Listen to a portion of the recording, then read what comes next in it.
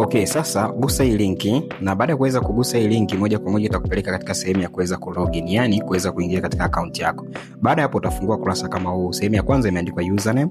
Utaandika ile jina lako moja ambalo uliweka wakati unajisajili, username ile moja tu bila kuongeza kitu kingine kama unaikumbuka.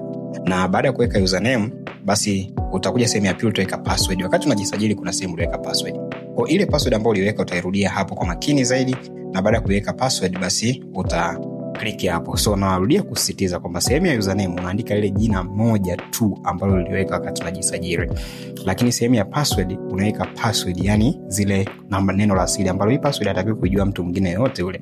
Uikumbuke wewe, tuna ikitokea umeisahau hapo utagusa sehemu ya forgot au utawasiliana na upline wako, yani mtu aliyekulifaa, ili uweze kujua namna gani ya kuweza kusaidika na kupata password mpya. Baada ya hapo sasa ukishamaliza utagusa login, yani hapa palipoandikwa sign in.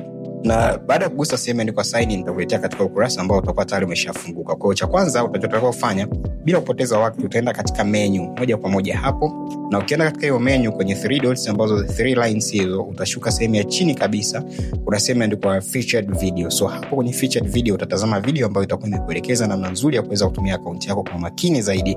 Kwa utazama hiyo video bila kuskip mwanzo mwisho, almost dakika 5, naomba uzifuate vizuri na kuweza kuelewa.